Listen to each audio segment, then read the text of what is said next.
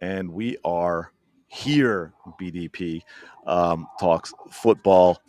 Not really, sort of, maybe. I don't know if this typical Eagles fan stuff. Not exactly celebrating a big win at the link against the Detroit Lions, but yeah, man, go off. Let's hear it. You good? I thought I heard something in the background there. No, I'm good. Yeah, I'm good. You're Oh, that okay. might have been me. I stepped on the All right. tables. That was the table, probably. Check the title in the Oh yeah, studio. yeah. I'm gonna. Yep, I have it written. I'm gonna go put it in while you're going. Yeah, I mean the Eagles won that game. The offense looked terrible. Everybody on the offense looked terrible.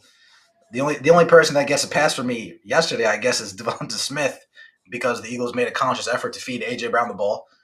Yep. The fact that he had 11 targets for 7 catches and I want to say 47 yards, if memory serves me correctly, 49 yards. 7 catches for Yeah, there was 49 yards is disgusting. 7 per carry. Yep. It's disgusting. What's the point? Yeah, What that's inexcusable, man. Yeah, what's the absolute point? It's not like we went 7 for 90. It's not like we went 7 for 110. We went 7 for sub 50 yards. AJ Brown, dude, you're not getting Yeah. separation. Um, dude. I don't need you back. I don't need you back next year. I don't need you back next week. Addition by subtraction. I don't want anything to do with AJ Brown. Um, Isn't he's quitting halfway during routes, and here we go. Right? Let's just say this. Let's just say this because this is how fed up I am. CDS. This is how fed up I am. Let's say Jalen Hurts overthrew him by 30 yards. I don't want to see this dude quit at all. I don't care if he overthrew him from 5 yards, 10 yards, 15 yards, 20 yards, 30 yards, threw it in the first row of the stands. I'm tired of watching A.J. Brown bitch and moan, complain, whine, subliminal messages, tweets, Instagram, go on Twitch, make all these cryptic. I don't want to see it from this dude. I don't want to see anything that looks or smells or I can even think. Did he just quit on that play? I don't want to see none of that from this guy. He doesn't get separation. Let's say Jalen Hurts. You know what they say in football, CDS? Again, I'm not a football guy, but I know a little something. What do wide receivers say with DBs? If we're even, I'm leaving. If we're even, I'm leaving. The play that he quit on, dude, if he didn't take a half stride off, he would have been even with his receiver and with the DB. But instead of even going 100% the full time throughout his route, 25% in, he automatically gives, as soon as he's about to get even with the DB, he quits, maybe takes an extra 3 strides, and then instead of actually fighting for more yards forward, what does he do? He gets into hand jostling with the DB, acting like the defensive back is actually in his path. AJ Brown, I don't want to see any of that, man. I don't want to see any of that. You get the ball, dude. Can you break a tackle when you get a pass to you? Do you always just get touched and fall over? How big are you? How strong are you? You get touched. You think you're T.O. T.O.'s catching something over the middle and breaking it for something. And that's what pisses me off the most about A.J. Brown too, see, and I've said this tons of times. This guy thinks he's Terrell Owens. He can't lace Terrell Owens' cleats. I'd much rather have T.O. walking up and down the sideline, getting in Donovan McNabb's ear, but at least breaking a couple plays off or something. Instead, A.J. Brown's too sensitive to get in Jalen Hurts' ear, so he's just going to subtweet on fucking Twitter or go on Twitch because he doesn't want to talk to Nick Sirianni or Kevin Patullo about it. I'm convinced, CDS, that he doesn't talk to Sirianni about his role in the offense. He doesn't talk to Kevin Patullo about his role in the offense. He just sits, whines, and complains and pouts like a little kid, expecting the adults in the room to read his mind. We're adults, dude. You have an issue, you have a problem, say something in the meetings. Don't just with your body language and with your sulking. I don't want to see that anymore. I don't want to see that anymore. Because every time you're in the news for some bogus, subliminal, encryptic, nonsensical garbage, the game after, every single time CDS is what? Force the ball to A.J. Brown. Every time you're in the news for some BS, the following game is always force the ball to A.J. Brown at the detriment of all the other receivers and targets on this team. I should never, ever watch a Philadelphia Eagles football game again with Devonta Smith only having 5 targets, 1 catch for 8 yards. That should never happen. 1 catch for Devonta Smith? One catch for Devontae Smith, the one guy between the two who's going to find a hole in the zone and sit down. And this is the guy that gets one catch. The one guy between the two that can take a bubble screen and take it for at least 10, 12 yards. And this is the guy that only has one catch. I should never see a game with Dallas Goedert getting 2 receptions. Dallas Goedert getting 2 receptions. I don't want to see this anymore. Saquon Barkley, 1 catch out of the backfield. 1 catch for Saquon Barkley out of the backfield. This is the issue. Why aren't these guys getting 5 catches out the back? Because we're too busy focusing on A.J. Brown. And they asked Jalen Hurts. I don't know if you saw this, CDS. They asked Jalen Hurts. I was going to mention it. They asked Jalen Hurts after the game, hey, did you guys think you made a conscious decision to target A.J. Brown? And what did he say? That's the question you're going to need to ask Kevin Patullo. So you know what I'm going to tell Kevin Patullo right now? If you're calling plays to where A.J. Brown is the number 1 target, that's on you. That's a you thing. If you're calling plays where Smith's your number 1 and Goddard's your number 2 and Jalen Hurts is going rogue, which I don't see him being that type of quarterback and say, fuck you, OC. I don't see him being that. Maybe on a play here or a play there.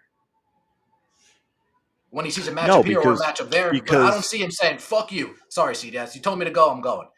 Jalen Hurts is all about winning. And I know sometimes what he does and what he says that pisses some people off, but yeah, he's all about winning. And I think I was actually going to bring that up because for me, and listening to Jalen Hurts since he's been here and even in college and the way he talks and how he handles himself, I don't know that you could get a bigger indictment of Kevin Patullo for yesterday's game than Jalen Hurts saying, yeah, why don't you ask Kevin Patullo about that when he was asked about targeting A.J. Brown. Jalen Hurts. He goes like this in his helmet. He hears the play call come in, and you know what he says to himself? Another play where A.J. Brown's the number 1 target? Yeah. Another play where A.J. Brown's the number 1 target? That's disgusting. That's I want to back that up because and I know like last time we've tried to be really fair and we talk about the things we didn't like with A.J. Brown with the social media and also I'm tired of this dude. I'm tired of him. And the biggest thing for me where he absolutely lost me, well, one, he lost me in the over-targeting of him yesterday because that is obviously a reaction to the way he was acting like a petulant little child, 100%. But what really lost me as someone, as a player who didn't necessarily have the talent, but it was always the type of, go through walls to make a play type, 100% all the time, 100 miles an hour, never take a second off, never let up. To see him stop in the middle of a route, which, by the way, happened right about the exact same time that Jalen Hurts was unloading the football. And look, none of us can say whether that would have been caught or not, but I saw where that ball landed. It was not an overthrow for A.J. Brown, and it was definitely going to his outside shoulder. That was a ball that was very possible for A.J. Brown to catch, and he flat out gave up in the middle. He gave up. Let's be really clear here. He gave up in the middle of a route where he was the target. This was not A.J. Brown. Before he even got to the middle of the route. That's the nastiest part. Yeah. Before he even got to the middle of the route. So this isn't even about him being upset about not getting targeted. He was the target, and he gave up on the play. And for me, that is, if Nick Sirianni is the coach he said he is, and he is the player's coach, and he has their respect, I don't know if he plays next week, but A.J. Brown certainly does not. I wouldn't play him in the first quarter at least. There need to be consequences. He has been a pain in the butt all season long, nothing but a distraction for this team. And look, if you're going to be a distraction, what is the rule at the pro level if you're going to be a distraction? You have to produce. Yep. And he has not produced. He just simply has last week it was an underthrow on 4th down that I thought was a catchable ball. This week is an overthrow.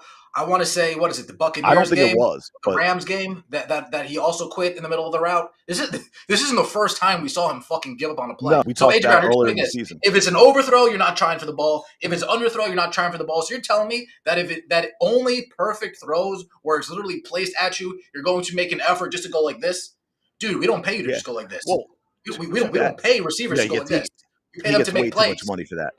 And to the point, what is really crazy about it is I don't think either throw was actually an overthrow. I mean, we never know for sure, but It's I think good. we've all seen enough deep balls and we've all seen enough runners like receivers like AJ Brown with his speed that we can pretty much gauge whether that would have been an overthrow or not if he hadn't slowed down. I don't think either one was Let an me just put overthrow. this. There's a difference.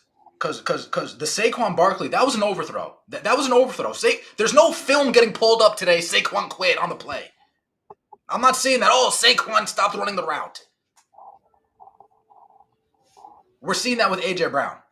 And we're seeing Oh a yeah, pattern with that. That's the issue, too. We're seeing a pattern. Now, here's the thing. CDS. AJ, if you're let's just indulge in this for a second. I'm not saying this is the case, but let's just indulge, dude. If you're tired of your quarterback, if you're sick of it, guess what, AJ Brown? I don't give a fuck. I don't care. You think everybody in the world loves coming to their job every single day? No, but they still need to come to their job and perform. At the end of the day, this is a job, and you need to perform. This is a yeah, job, and you need to perform.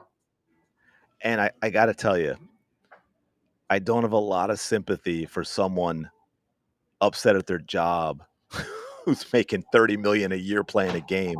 Seriously. Like, come on, are you kidding me right now? Oh my god, that's absolutely ridiculous. But Like yesterday was a forced job. This isn't oh yeah, AJ Brown getting 11 targets in the swing of the game. This is a no. forced job. Well, and that was which game was it? There was a there was one other game like that earlier in the season. It was one of the losses, if I remember correctly, where they did the same thing. It was like, oh, we got to appease AJ because Against the he's Broncos. he said some things, and it was obvious that we're just forcing him the ball over and over again, and it didn't produce anything. And the one thing that I would say, and I don't, let me see if I have this. Let me see if I can add this, man. I'm going to try and change things around Like I'm an with Eagles fan, us but I'm not here. gonna tolerate this bullshit. Like I'm not tolerating this shit, AJ Brown. There's no because I've seen some people like, oh, AJ Brown, don't worry, we stand with you. Like I've seen some of that. I don't stand with that shit. And I did for a I, while, but not I, anymore. Well, but here's the thing: I don't even want to be around that. it gets to a point where Eagles fans don't stand with that, and once that happens, you're in a lot of trouble. Let me see if I can actually play this because this is something I agree with, and we were just kind of talking about it. This is what what you sent me about the about AJ Brown. Let me see if I have this. As far as AJ is This is playing. concerned, I don't see explosiveness. I don't see great route running. I think for a lot he's been a 50-50 wide receiver. He's just so big. His hands are massive. So if he can get his hands on the ball, like that catch last night when he fell down on one knee and still grabbed that ball out, that was like unheard of. I've never seen anything like that before. But I think the fact that they're simplistic in their routes, it's easy for teams to cover him up, and he's just not getting the separation.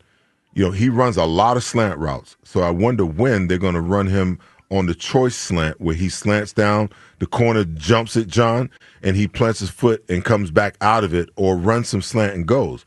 Because every time he runs a slant, the cornerback is all over him. And I would venture to say, if you ran the statistics, he's probably averaging no more than about 5 or 6 yards a catch on the slant. Yeah, it's interesting that he said that because I've also seen numbers where they're talking about, oh, they're not running any slant routes with AJ Brown. But I think I lean a little bit towards Seth, although I'd have to see it on that they're running it. It's just like he said, he's not getting open, man. He's not creating any separation with any of that stuff. Yeah, this goes into my opening soliloquy here, though. See, and that's why I get pissed off when these people try to compare themselves to greats. That's my point, dude. Teal's breaking something off, chicks. You know what I mean? Like, dude, AJ Brown is so easy to tackle. It seems like I could tackle him. That's what it seems like. You're not fighting through a fucking 175-pound cornerback.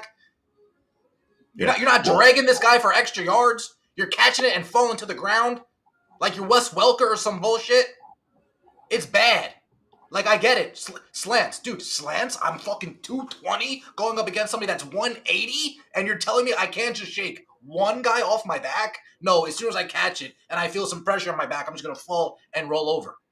Dude, I watched the Giants game yesterday. The Giants they're not a great team. Don't get me wrong, but the amount of times I'm watching their wide receivers, their tight ends, catch the ball and fight for extra yards, not just giving up at the one man, dragging one guy, two guys horizontally, not even making any gains, but just not quitting on the play. AJ Brown quit. He gets touched and he quit. It's like we're playing two-hand touch. As soon as you feel two hands on you, it's over. He feels two hands and he goes down with the tackle from behind him. I get it, slant routes, but again, slant routes. You're a monstrous receiver.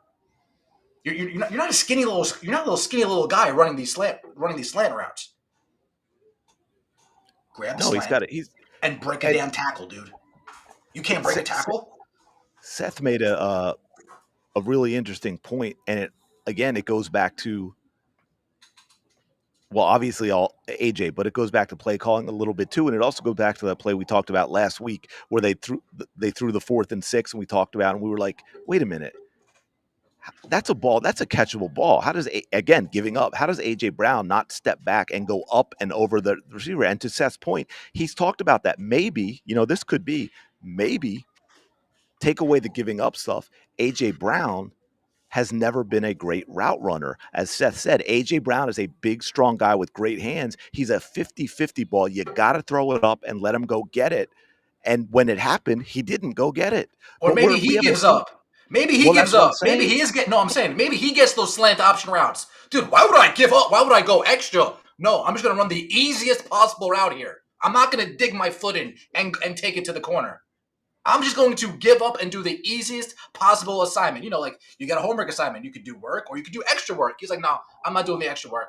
I'll just do my assignment and I'll move on.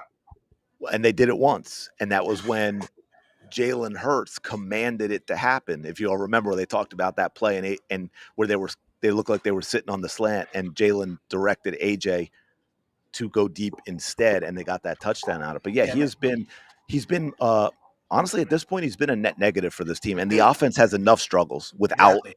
And I'm comparing him to T.O. All right, let's not even use T.O. Calvin Johnson. All right, let's not even use Calvin Johnson. Dude, Andre Johnson for the Texans is at least giving me something here, dude. That's the thing. Like these, I can't compare him to somebody who's not another big wide receiver. You know what I mean? I got to compare him for stature. Dude, these big guys are seeing little corners and safeties, and they're saying, "Give me the slant so I can destroy these guys. Don't give me a go route so they can run step for step with me. Give me a slant, let me break a tackle and take one to the house." AJ Brown says, "Give me a slant and let me go for 6 yards." But that's and then he gets up crying like a little girl. But that's the thing, though, that like it.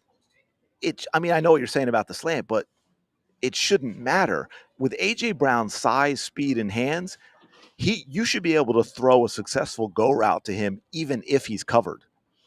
I mean, come on, Devontae Smith will go up and get it. Dotson will go up and get it. But you're telling me AJ Brown all of a sudden can't go up and get a 50-50 ball? Exactly. That's to that point. Why bother setting him on a go route if he's going to quit on the fucking play anyway? Well, why bother?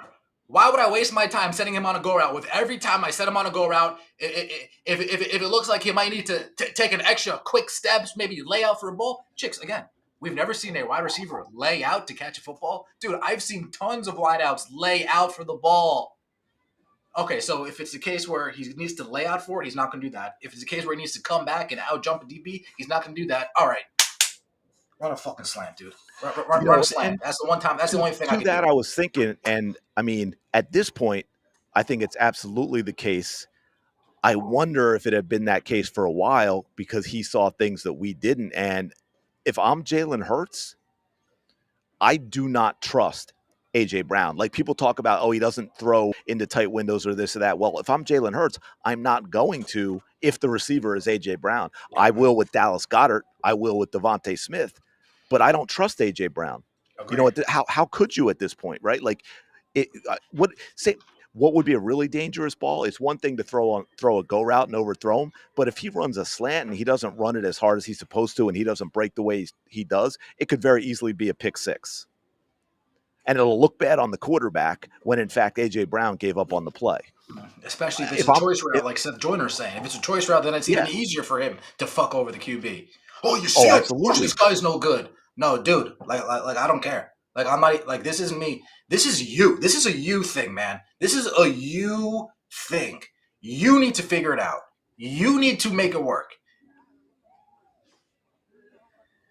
It's disgusting, man. Yeah, he's a. It's not good at this point, man. And we're heading down the stretch of the season, and you've got this going on with AJ Brown. And it doesn't look like he's getting better. No, And that's the this is the thing. thing. Like, forget about the offense. Like, forget about the offense. Like, this situation, this singular person, the offense looks better when AJ Brown's not in the game. Absolutely. Well, I mean, you could argue that the offense is, although we've talked about this before, the offense has not put together a full game. They've put together great halves and great stretches, but not a full game. But I would say they're the one that's come close to being a complete game from an offensive standpoint was the game AJ Brown missed. Right? Mm-hmm. I mean, everything about that game was different. The play calling was different. Devontae Smith was a monster. Dallas Goedert had 87 touchdown catches. You know, I mean, it was like Yeah, but even it the was Vikings game, right? The Vikings game was a pretty good was a pretty good offensive game. yeah, AJ Brown didn't have a lot of catches, but he had a lot of yards. right, But again, it's like when I'm not forcing you bullshit, like you're right, going to eat. You just need to be patient and not think that this is all about you. right. It's frustrating, man. But yeah, and again though, what is absolutely wild is because I don't know why we talked about it, but we didn't make it as big a thing as we probably should have before everything sort of snowballed. But we noticed it early in the season where AJ Brown was not running routes 100%. Mm. I mean, that was going on from the get go. And oh well, he had a hamstring issue, so we were all kind of. But now I'm starting to think that it's not the hamstring issue, or the injury's been so bad that he's playing and he's not healthy. I mean, that says I'm being generous there. Obviously, I'm just saying that's the only other thing I can think of than it just being a really bad thing that AJ is doing. But if that's the case, then he shouldn't be playing. Like either way, AJ Brown needs to not be part of the game plan next week, other than a decoy. And if that means he's going to be lazy on his routes, then you got to sit him because if the team knows AJ's not going to run his route, the defense, I mean the other team, they know he's not going to run his routes hard. They know he's not going to get targeted. That changes how they're going to defend, and it just makes everything else more difficult. Yeah, no, yes. You know, it'd be like telling the team ahead of time, okay, well, we're not going to hand the ball off to Saquon Barkley this game, guys. Just so you know, we're going to line them up in the backfield, but every time we go to hand it off, it's going to be a fake, right? Like the defense is going to be okay, that's cool. We're going to adjust. So yeah, I mean, I don't know what you do at this point, right? We're 10 games into the season. Obviously, we're not trading them. I mean, they're not going to bench him as much as I can say, oh well, you know, they need to. I don't think anything with the play calling is going to change. That's a problem because then what? Like you're already the offense, which hasn't been great all season. It's shown flashes, but it hasn't been great all season, and now you're really tying one hand behind its back, for the whole offense with the situation with AJ Brown. It ain't good, man. You know what? I'd be surprised. You know what? I'd be surprised if Petula's back next year, and I'd be surprised if AJ Brown's back next year. I'd be surprised. I would absolutely be surprised if either of these guys are back. Yeah, I don't see how we can have Petula back, man. I mean, he's Nick Sirianni's guy, obviously, but because even at this point, AJ Brown's not worth the squeeze. Dude, it's man. Now I don't want. Now I know we brought. I think we talked about this off stage. That's the thing. I don't want to say he's cooked. He's only 20. He's only. I know, and that's what I said to you. I'm like, he's only 28 or 29, but that's what I'm saying though. But it seems that way, doesn't it? Okay, now here we go. Now he could go somewhere else and have a monster. Like I'm not saying but when I look at the routes that he's running and the fact that he cannot get any separation, that's why I say, well, what else is it? And is he not healthy?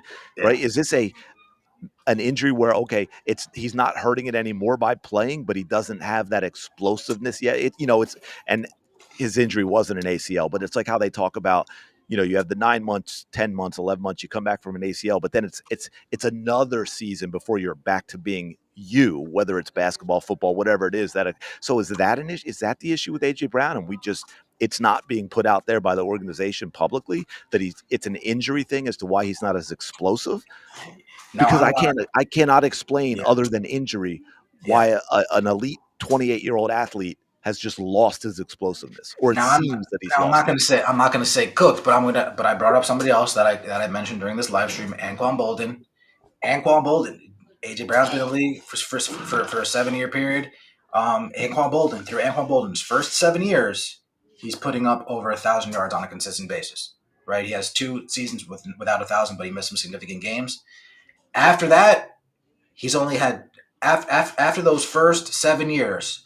In the next 3 years, he doesn't even reach 1,000 yards. He goes to San Francisco, back-to-back 1,000-yard receiving years, and then the last 2 years of his career, 789, 584. I'm only saying that to say this.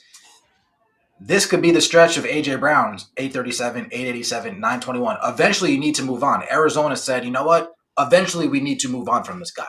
And he went to Baltimore, and he didn't produce in Baltimore. The only time he produced again is when he's in the San Francisco's offense. That's the only other time he produced again throughout the rest of his career. So this could be A.J. Brown. You got to go somewhere. You got to go somewhere and redefine yourself. And that's it. I've always thought it's a weird thing, and it's a bizarre thing that changes. Especially with wide receivers. Wide receivers are like hot, stuck-up girls. Like you go, like you know what I mean? Or like a player, like you go, you find a girl, you have some fun, and then you go to different ones. I don't want to go down this road and get myself in trouble when you said that, but if you give it into more detail, because wide receivers in today's NFL are so needed because of it's so passing heavy that they're even the mids, the mid girls, the mid receivers, because they're in such demand and act the same way.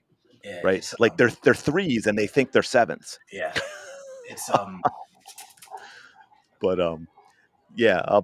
Bolden was a heck of a receiver. Don't forget though, he did have Larry Fitzgerald there too in Arizona, who was getting more of it later in the season. But I understand your point. Yeah, I mean, and it's always been weird to me that. No, I'm saying even with Larry Fitzgerald, he was still putting up 1,000 yards. Yeah. But then they just off to Baltimore you go. He has those 3 years in Baltimore and he does absolutely nothing in Baltimore. Yeah. I'm trying to remember the years when he was in Baltimore, who his quarterback was. I think Flacco, based on the year. Was Flacco? See, what's so bizarre about Flacco and with what he's doing now, and this to me also goes to how much experience matters and also how much more the game is opening up even over a single player's career, is Joe Flacco had a phenomenal run at the end of 2012. You know, that year they won the Super Bowl? Mm-hmm. He had the first time in his career, and by the way, the only time in his career where he had 6 straight 100 rating games as a quarterback, which included the playoffs. Got the monster record at the time contract, and then he really wasn't anything special for the rest of his career. Yeah, another wide receiver that he loves comparing himself to T.O. 7 years in San Francisco, time for a change of scenery. You know what I mean? Yeah. And I know he hasn't been. I know he hasn't been here his whole entire career in Philly. Yeah. But I mean, he pretty much forced his way out of Tennessee. It's not like he woke up one day and Tennessee was like, "Oh my God, I can't believe they traded me." Like, no, I was just gonna say there. I don't think there is a position where this happens more than wide receivers, because they're 100% divas. There's something missing in their personality that makes these guys choose to play wide receiver, like because so many of them are like this.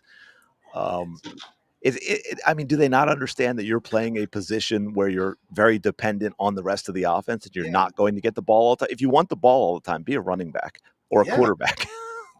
Dude, here's another guy. Now, just because I'm going through guys now. Randy Moss, 7 years in Minnesota, time for a change of scenery. And again, another example of a head case. Yeah. Yep. Right? They're all head cases. Yeah, I'm just going through guys. Like, I can't compare him to Calvin Johnson. Calvin Johnson said, "Nah, I'm done here." No, I was just going to say the only guys, in recent memory that I can think of that weren't head cases, Yeah. and they happened to play all that time on the same with the same franchise, is Calvin Johnson and Larry Fitzgerald. Yeah. Yeah. Guys that just went out and did their jobs, man. And I hope that's Devontae Smith. But to circle back to AJ Brown again for a minute, because we got into other stuff, and I mentioned this to you before, is what I worry about, especially with what happened yesterday, is that we end up losing Devontae Smith eventually because he gets fed up with the drama that's going on, because he's, for me, it seemed like, in a way, he was punished yesterday because AJ Brown was rewarded for his bad behavior, and that now our guy who's actually produced for us all season long gets ignored. Yeah, it's like your sibling acts up, and you're like, "All right, guy," and their parents are like, "No more ice cream." Well, I didn't act up. How come I don't get any ice cream? He's the one that was misbehaving. Right, but no, it's both of you. That's just how parents do it, right? It's both of you. I don't want to hear it. We're not going to try and figure it out. It's both of you. Yeah, man. It's 100%, man. 100%. Another name came to my mind, and he's kind of modern about a non-head case that has been with the same team. Michael Evans in Tampa, dude. He's like, I mean, to me, he's been like an under the radar, very, very good wide receiver since he's been in the league. And I guess we know who made Johnny Manziel. Yeah. And also another guy that was phenomenal in that respect, that was 100% not a head case, just did the work, did what he needed, sacrificed for the team, and of course that was Antonio Brown. I looked him up. He spent 9 years in Pittsburgh. Actually, he was there. No, he did, but he was also a problem while he was there. But yeah, man, I don't know what it is with wide receivers, but most of them have something wrong in their heads. I'm just saying. But after a half an hour of this, we've got to flip the script a little bit. It's only fair now to shift gears into the positives, and let's just talk about the damn defense. Yeah. That's the only positive. That's really that's really the only positive coming out of that game. But it's a huge positive. Oh yeah. Oh dude, you don't have to tell me. This is the best defense in the league. This is the best defense in the league. This is the best Eagles defense since Jim Johnson. God bless his soul. This is the best. This is the best defense, man. And it's getting better. These guys are dude. These guys are fast. The thing. These guys are nasty. These guys are mean. They play the ball. Dude, Jordan Davis and Jalen Carter, you thought it was a block party last night with every single pass that they batted down that Jared Goff decided to throw. It's like, no, that down the line of scrimmage up. That down the line of scrimmage. They get after Jared Goff looked like he didn't even want to be a quarterback anymore last night. Well, he got pressured too much. He looked like he didn't want to be a quarterback. You know what they do extremely well, and this is kind of wild, but in a league where a lot of these, starters, they barely play preseason, they don't do it in training camp anymore and stuff, and that is the Eagles as a team, man, they flat out tackle. Yeah. They don't miss a lot of now, I know we had some issues with was it Adoree Jackson early in the season. But by the way, also I got to give props to Adoree Jackson, because the last couple of games, he's been good, man. Well, you know why? I'll tell you why. When you know that your job security isn't as secure as you thought, you start making sure that job's secure. Yeah.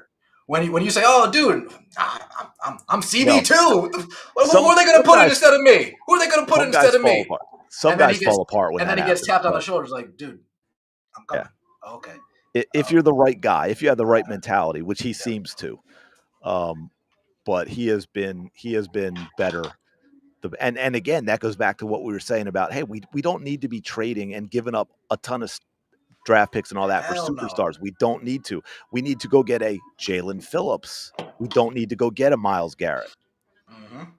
Jalen Phillips, 2 games now. Both games he led the Philly Eagle defense in pressures. 7 the first week, 6 this week. Got his first sack this week as well. The man has changed things over. Now all of a sudden, this defensive end position that we were so worried about, with good reason, now has Jalen Phillips and Nolan Smith. And as you mentioned, Jalen Carter and Jordan Davis, neither of which were playing all that well in the beginning of the season, right? Like, that's the thing.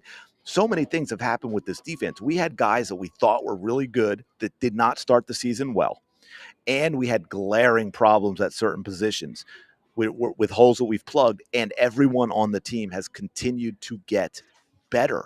We've got Nakobe Dean, who came back, who was just basically forced Campbell off the field because he's just been so damn good. And that's not a knock on Campbell at all. Right? Campbell's had a heck of a rookie year, but Nakobe Dean came back and said, "Yeah, let me show you how it's done, son." Yeah, man. We have and they just keep getting better. They keep getting better every single game with what they do, and with Jalen Phillips coming and Adoree Jackson playing better, they're and the linebackers. I mean, how long has it been where it was always like the weakest part of the Eagles defense? We just could not seem to get linebackers, and now it's a strength.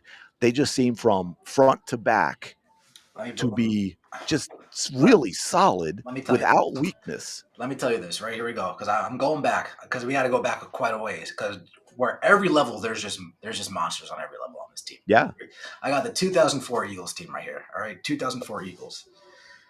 We got Javon Curse, Mark Simoneau, Derek Burgess, Jeremiah Trotter, Dhani Jones. Dude, Dhani Jones could fucking play. He could. Lito Shepherd, Brian Dawkins, Corey Simon, Darwin. Dude, we had monsters all over this. Dude, this is the best defensive Eagles team that I've seen in a long fucking time. Like, everywhere you look at this Eagles defense, good luck. Good luck. You want to pass the ball? Good luck. You want to run the ball? Good luck. Well, I just want to pause you for a second, because to that point, that's another thing specifically that has changed, right? Early in the season, what were we not doing with the front line? Getting pressure on the quarterback, right? Now look at it. Hey, Jared Goff. And we talked about yesterday about how he's night and day when he's pressured and when he isn't, compared to some other good quarterbacks that are really good under pressure. 0 for 12 last night when the Eagles got pressure. 0 for 12. Now this is one thing I would say, because I've been pretty steadfast. The only team that I'm worried about would be the Los Angeles Rams. But if you remember that Los Angeles Rams game, they were running the ball all over us in that first half. All over us, they were running. Yeah. Dude. If they thought last game, because I would assume that we see them in the playoffs. Again, maybe somebody else knocks them off, or maybe seeding just doesn't fit right Dude, if they think that game is a game to watch film on, to how this next game is going to go, they're going to be in for a very rude awakening. That's a mistake. Dude. No, dude, Quinion Mitchell is probably drooling to see Davante Adams again. He can't contain his excitement to see Davante Adams again. Fucking Pika Nakua. Nakua, I dare you to come to Philly, Nakua. Dude, like, this team's going. You see how excited I'm getting? Like, we're going to take your head off. We're going to take your head off. Go ahead. No, I was just going to say Mitchell, because going back to what you said about Mike Evans, too, if you remember, was it the first time they played Tampa last year where Mitchell was jawing with Mike Evans? And he's just that type of guy. And what I was going to say when you mentioned Davante Adams is, I promise you, and by the way, that was offensive pass interference, but I promise you Mitchell remembers that touchdown. He remembers that push off for that touchdown. Amon-Ra St. Brown, 0 catches against Quinion Mitchell. All his catches were against somebody else, and he only had 2 of them. Two. Dude. CDS, again, you hear how I talk about the offense, but you hear how confident I am in this defense, dude. I am confident in this defense. Confident isn't even the word to describe it. It's not even the word to describe it. 44 points last week. That's what the Lions put up. We're going to get after you in the backfield. We're going to get after you in the backfield.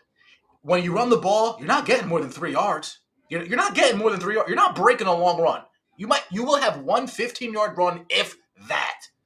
But last time we won against the Rams, they got a 7-yard gash here, an 8-yard gash here, a 9-yard gash here, a 40-yard run here. You think that's going to happen again? You guys got another thing coming to you. The Rams, I'm telling you, man, don't think it's going to be sweet. If we don't meet the Rams in the playoffs, we're marching to the Super Bowl. We're marching to the Super Bowl. Well, I would say one of two things happened. Either the Rams season ended the wrong way and they got upset, or ours ended the wrong way and we got upset. Because for me, they are the two teams that should be playing in the NFC Championship game. Dude, you see what the Rams defense did to Sam Darnold? Do you know what Sam Darnold would look like against this defense? Like, do you know what these guys would look like? This many. Here's the thing, CDS. Four interceptions by Sam Darnold. Now here we go. Now this is the difference. This is the difference, right? Sam Darnold had 4 interceptions, but you know what? He probably went to sleep saying, "Damn, I played really bad." You know, like, "Damn, I didn't have a good game." Jared Goff went to sleep questioning career decisions. He questioned if he, dude, do I even want to show up next week? Do I even want to play this game anymore? Jordan Love, dude, we demoralize these guys. We don't just beat them. We literally snatch what you think you have. I was looking at stats earlier today, CDS. The only quarterback. Jordan Love was good this weekend, though. That's the thing. The only quarterback to play well against the Eagles was Baker. That's it. You look at everybody else's numbers, nobody had good numbers against the Eagles defense. And when was that game? When was that game? 5, I want to say. Week 5 or week 4. That was early in the season. Yeah. Right? When Jalen Carter was not in shape. Jordan Davis wasn't playing well. We didn't have a defensive end. We weren't getting to the quarterback. We didn't have a CB2, right? All these things that have changed dramatically. You know, that's what's funny about this, because you hear a lot of the sports media talk about the, you know, they keep talking about all these other teams that are the Super Bowl favorites in the NFC, despite the fact that we keep beating them. And then they say, oh, well, that was early in the season. Well, yeah, but we were crappy early in the season, guys. Like, you can say those other teams got better, but our defense is night and day from the first few games to the last few games. Yeah, it's yeah, no, and I don't want to say you can solely attribute it to the Jalen Phillips trade, but dude, you can pinpoint that's a huge part of it, because that plugged an important hole that we were talking about, which is that defensive end position. It's almost like you have that perfect cast for a movie, CDS, right? And you're just missing that one supporting actor that'll just take the movie to the next level. You know, you have great actors all across the board. Let's just use I'm not a movie guy like you are, but let's just use Wolf of Wall Street just as a movie that comes up, right? You got Leo, you have whoever the hell else, but what's his name? Who played Jonah Hill? If Jonah Hill was the perfect supporting guy for that cast, the perfect guy to play that role, it could have been some shitty guy. But sometimes you just need that extra. So did he want to? He won something for that, didn't he? I thought he won a. Did he not win a supporting actor? I don't remember. Whatever. He might have. But you know what I'm saying? Like, you just need that extra guy just to complete it perfectly. That extra piece to just put in the puzzle. Oh yeah, we're complete now. Oh yeah, we're complete now.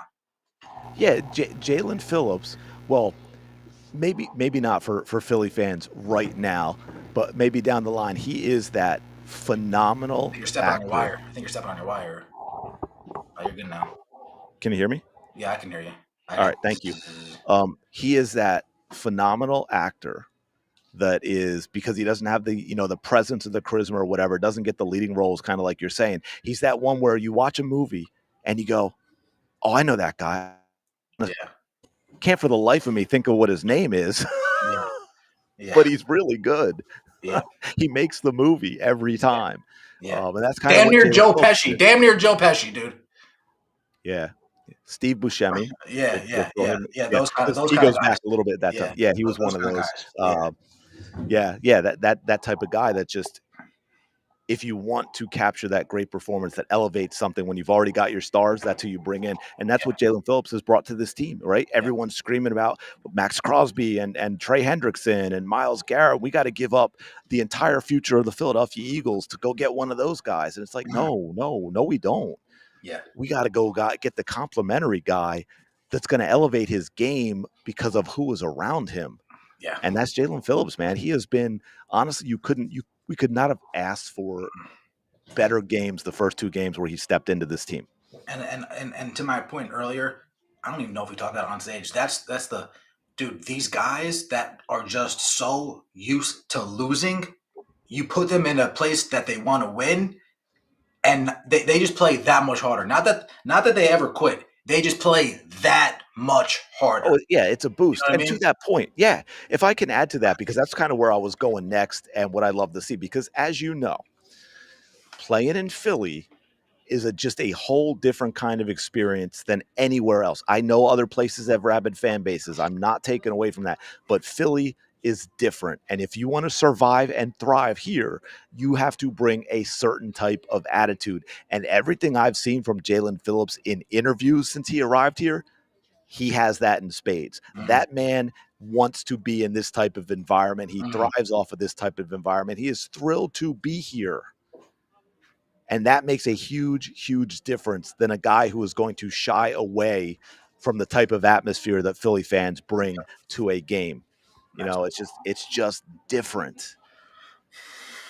It's just different, man. Yeah. And, you know, and certain guys, they crumble when, you know, and it makes me wonder. Yeah, some guys turn into Namdi Asmwa. Yeah. No, I was going to say, and actually, you know, he played for Vic Fangio, right? So I wonder how much that played in a role, because Vic would probably know better than a typical guy we might go get. Yeah, hey, this Jalen Phillips guy, he can handle a Philadelphia environment. Yeah. You know, he can play here. He'll want to be here. He's that guy. He wants the ball at the end of the game. I mean, obviously not literally, because he's on the defensive side of the ball, but you know what I mean. Yeah. Well, that's partially Right, why some of these Georgia guys come in here and perform. Oh, can I say something real quick about that, and Yeah, then you can keep going? Because you just made me think of that picture where they all got together at the end of the Packers game. Mm. Like you had because the Pack had some too, and I'm like, damn, that's one school, man, one school. And like how I think maybe the greatest thing Howie ever did was like, gonna go get me some Georgia players, man. Yeah, dude, go get guys from the SEC. It's not hard. I mean, yeah, that's wild. Like that's like that to that. That's like just simplifying it to the easiest common denominator. Like just get SEC guys. Not hard. Not hard. Wide receiver, SEC guy. Both of them are SEC guys. Quarterback, SEC guy. Oh man, I can see the scene in the movie, you know, kind of like Brad Pitt in Moneyball, how he's sitting in his office looking at all these charts and he's got all this stuff out, and he's like, just go get me some Georgia dogs. Yeah. That's all I need. Absolutely. Go get me some of the boys. Yeah. Oh man. But dude. I feel good about the defense. I feel great about the defense. Really. But I'm gonna tell you this right now, CDS. You know what's crazy? Go ahead. I'm just gonna tell you this right now, man. Dude, if we lose the Cowboys, I'm going to flip this desk upside down. I'm going to tell you this right now. If we lose to the Cowboys, I'm going to flip this desk upside down, and I'm going to say this too. Because I'm gonna get my D's back right here. I'm gonna get the defense back right here. Even if the defense gives up 21 points to the Cowboys, I am still turning this table upside down. I am still turning it upside down. One of these days, the offense is going to need to step up when the defense has a bad game. One of these games, and if it's against the Cowboys, I dare them. If we had this conversation, I think in a direct message once upon a time.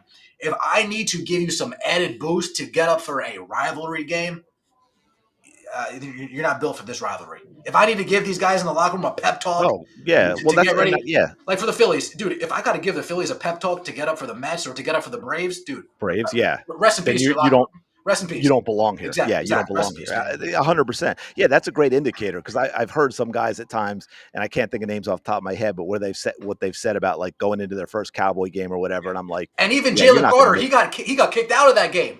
This dude probably wants to get his hands on Dak Prescott so bad. Let's be clear. He got kicked out before that game.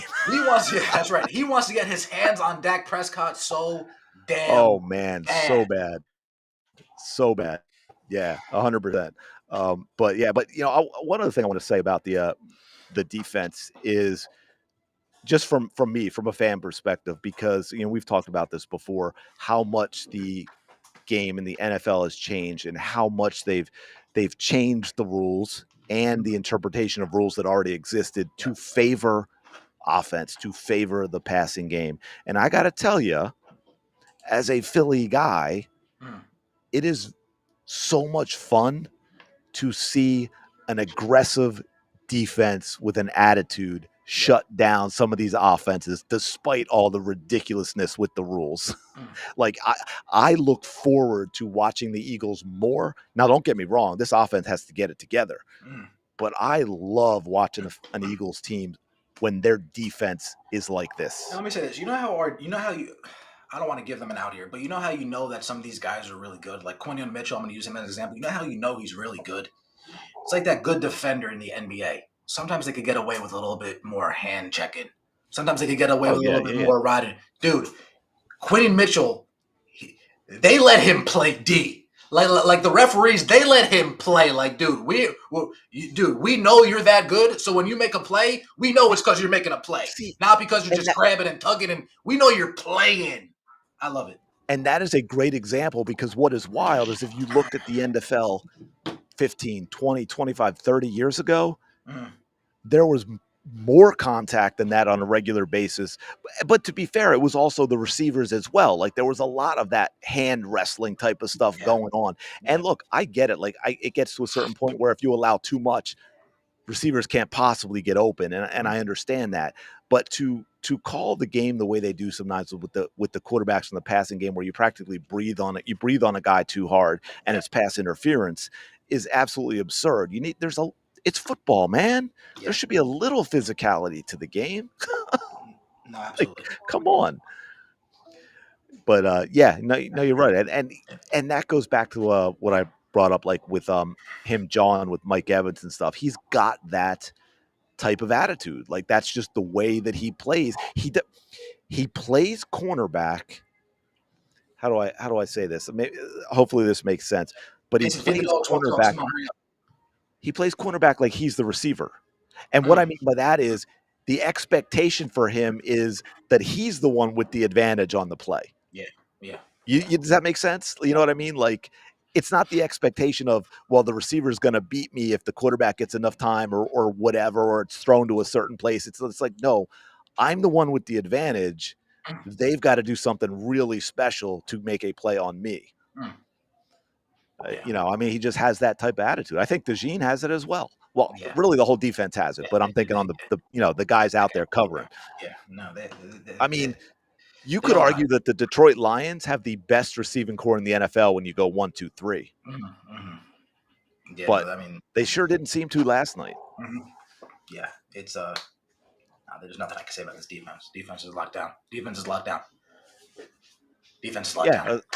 And 100%. And that's why I keep talking, because I think we all know that the offense has problems that involve. That's the only way I see that us losing. It's like we score 6 points in a game. That's like the only way I'm seeing us lose in the playoffs. Like we just can't score. We score 6 points. We score 13 points and we lose. Like, guys, come on. Wait, this defense is holding this team to 17. Like, even in the NFL, holding a team to 17 points is great. Like, dude, we're holding them to 17. You guys can't give me 20. Like, we're holding them to 17. You guys can't score 3 times. Well, and that's kind of my point too. And like, it's kind of not that I want the offense to score 16 points, but it's kind of refreshing, because it used to be there were more games that had this type of score in it, and they weren't necessarily boring. It's just that the defenses were allowed to defend, and you got, come on, man, guys like you brought up Ed Reed the other day, right? Yeah. Ed Reed. Okay. Well, how about their middle linebacker? Yeah. Remember him? Or how about our middle linebacker, the original Trotter? I don't know. You know how many penalties those guys would get playing today?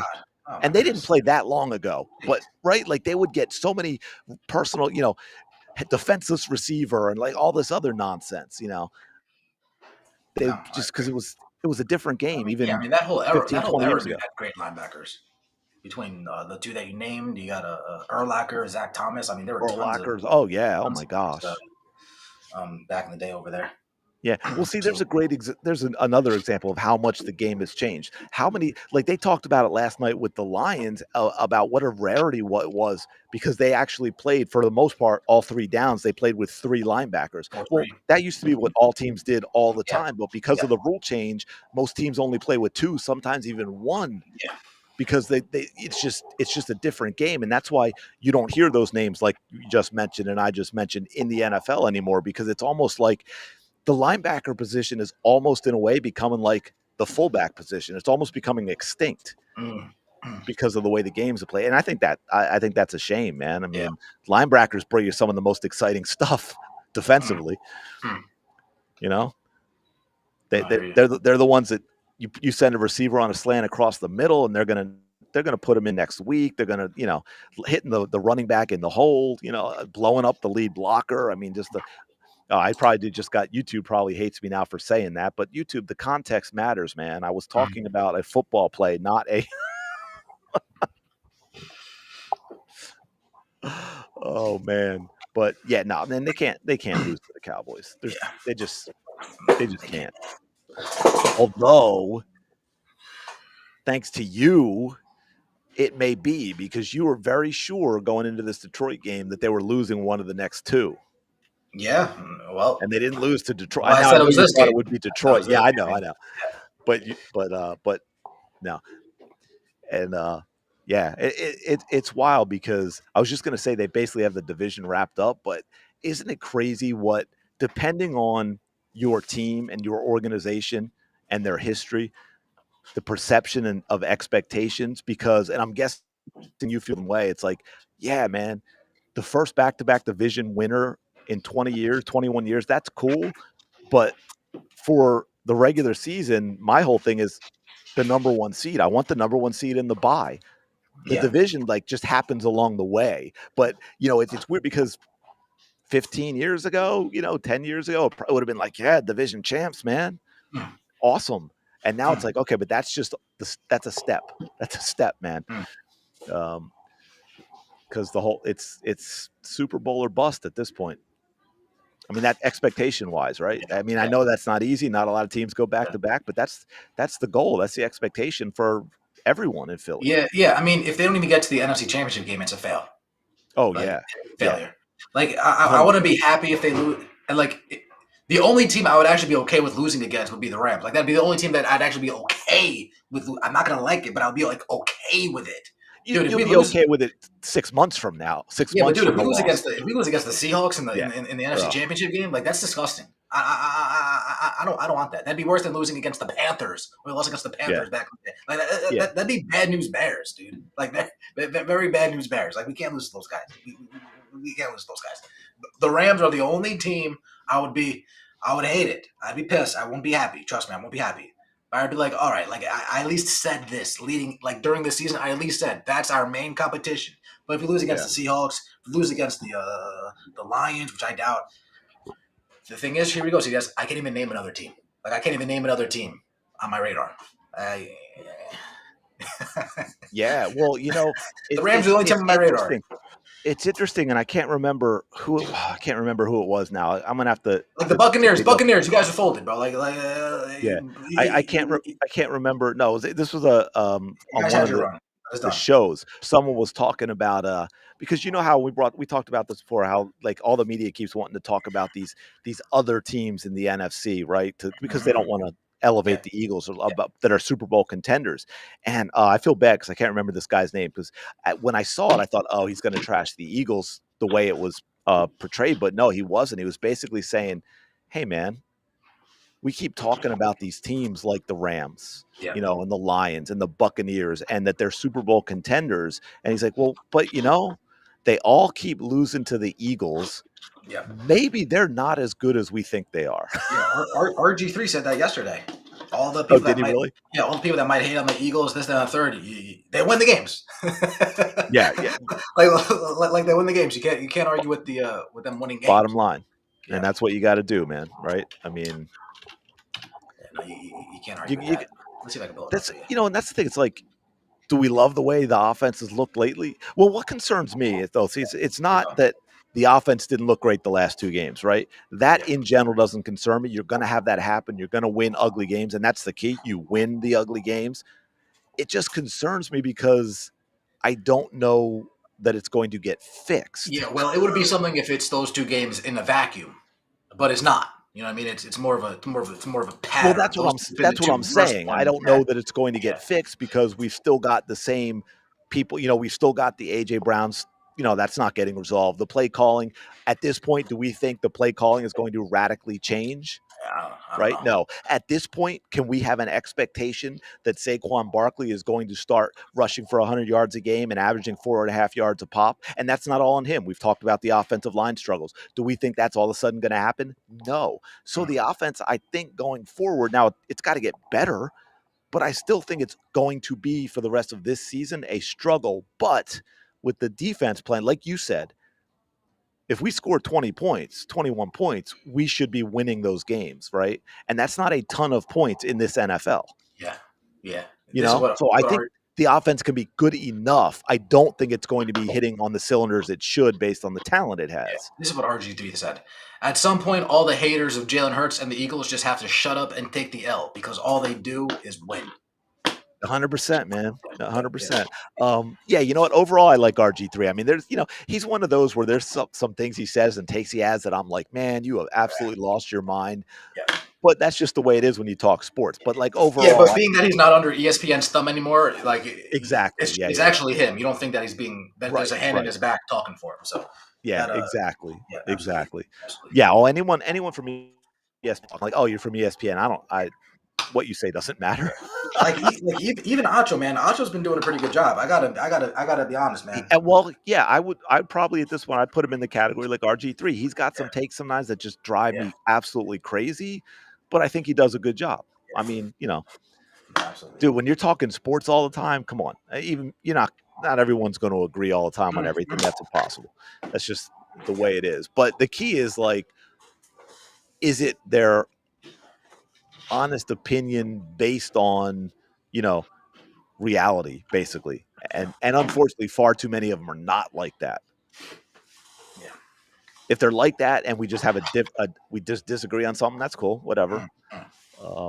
But all right, CDS. Yeah, man. Huh? I said yeah. I said yeah. Oh, okay. Sorry, I was thinking of what I was gonna say, and I'm like, what? Huh? Yeah, but I gotta say, I don't know. It's just me being a little vindictive or whatever, but with the way this season has gone in terms of other fan bases and the sports media, I gotta say that right there, other than just the enjoyment of a fan, that's like an added element to me now about winning a Super Bowl again. Is just to see the fallout, to see the reaction from all of them when the Eagles are celebrating another Lombardi trophy. You know what I mean? Like I want to see Chase Daniel talking after the Eagles win another Super Bowl. You know what I mean? I want to see those guys have their conversations about the Philadelphia Eagles. Yeah, well, I mean, Nick Wright's eating crow today. From what What's he that? said. I said, well, Nick Wright is eating crow today with all of his Kansas City Chiefs glazing. Yeah. Oh, well, there's another great example. Yeah. Nicky knows. Yeah. Yeah, dude. To shift gears for a second, how about that the Chiefs are 5-5? 5-5. Yeah. Do you realize now they probably will because 7 teams make it, but do you realize that they could not make the playoffs this year? Yeah. Now this is the craziest part. If they squeeze in the playoffs, I would still pick them over everybody else over everybody else. Oh, if they make it, yeah. If they make it, if they make it, they have to be favored. Yeah. I mean, just based on everything. Yeah. Yeah. But will they make it? That's the key.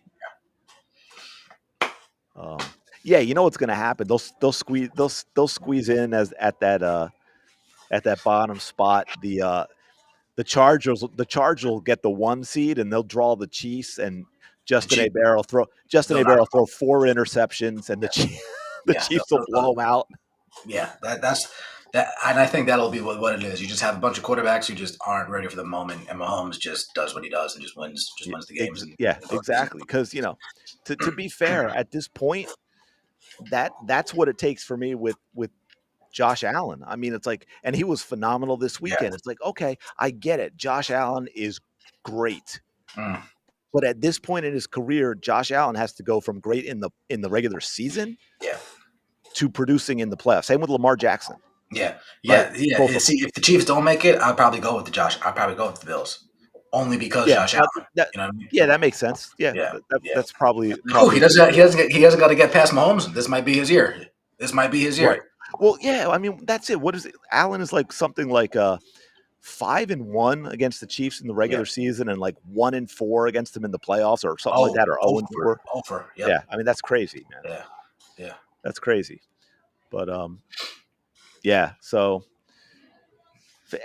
fingers crossed. The defense, because this is what's crazy, and I don't want to jinx them, but I don't think the defense is anywhere near their peak. Like, I think this defense can continue to get better through the rest of the season.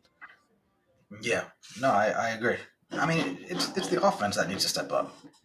Like I said, 100%. if the defense gives even if they give up 17 points, like if we lose that game, it's on the offense.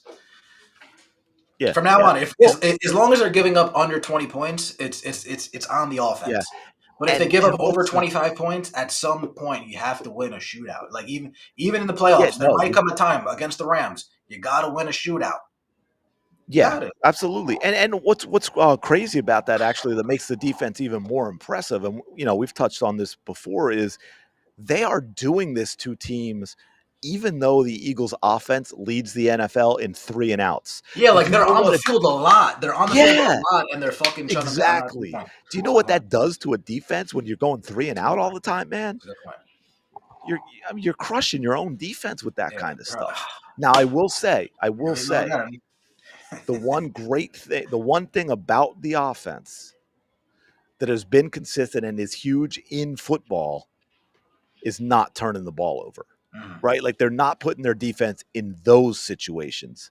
They may be making them go back on the field relatively quickly, but at least they're going 3 and out and punting. You know what I mean? Yeah. I mean, what they've got. I mean, even the rest of the guys, right? Like, it's not Jalen Hurts only has the 2 turnovers, but it's the rest. It's not like the rest of the guys are fumbling either. Yeah, no, they're not fumbling. They're not really dropping passes either. It's So that makes a huge in the NFL. Turnovers make a huge difference. That the turnover differential is huge in football. Yeah. And we have been now, and there's the flip side too. We've also done this without causing many turnovers, right? Like, as good as the defense has played, we're not creating a lot of turnovers. Yeah. Now, if all of a sudden that happens as well, man, I mean, that, all of a sudden, I mean, we had the interception against Goff, but for the most part, we're not, we're not causing turnovers. We're not recovering fumbles. We have, I don't even know how many we have. I mean, it's positive, I'm sure, the turnover differential, because we don't turn it over, but it's not like we're thriving because we're forcing turnovers. Yeah. So, and that can come at any time. When you've got a good defense, all of a sudden they can come in bunches, Yeah. Yeah. No. So, but yeah, man. I mean, yeah. You got anything else you want to chat about, or No. have we pretty much we covered worn it all out? Yeah, we got it all out. Yeah. All right, man. Appreciate you being here as always. Indeed. We got to force Rhodes to come back, because he's I know he's busy right now, actually, but he's the one that gets the chat going, man. You gotta take it off the subscriber only thing. I've never had anyone that does that, but I'll try that next time. But I just noticed once you've taken it off, the chat's kind of been slowed down a little bit. I thought it was always on. I mean, I don't think I changed it. I don't know, but I mean, but I'll check. All right, but all right, man. Appreciate it. All right, so yes. All right.